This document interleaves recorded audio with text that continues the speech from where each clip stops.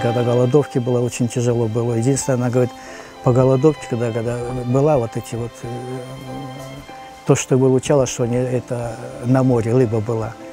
Отец ходил рыбаком на шхунах, и вот рыба была, да. Вот за счет этого они только и выжили.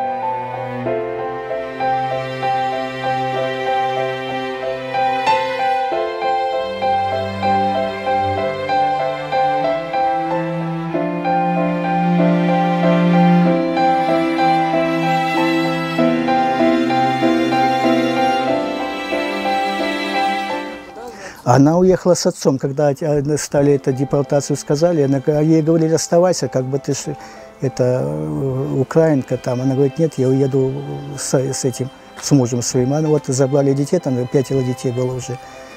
И они уехали в Среднюю Азию, в Джалабад, там, туда уехали. Она всю жизнь с ним прожила до его смерти.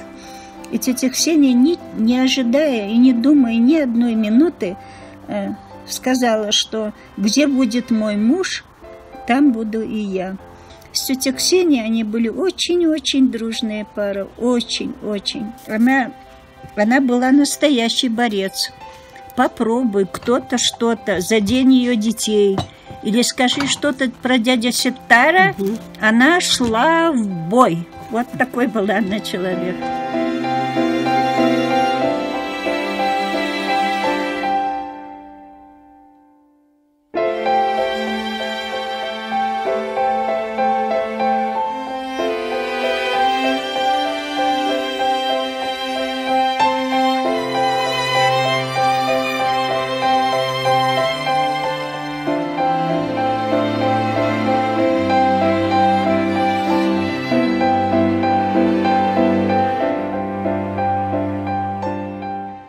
Подписали 2 года, не могли ничего.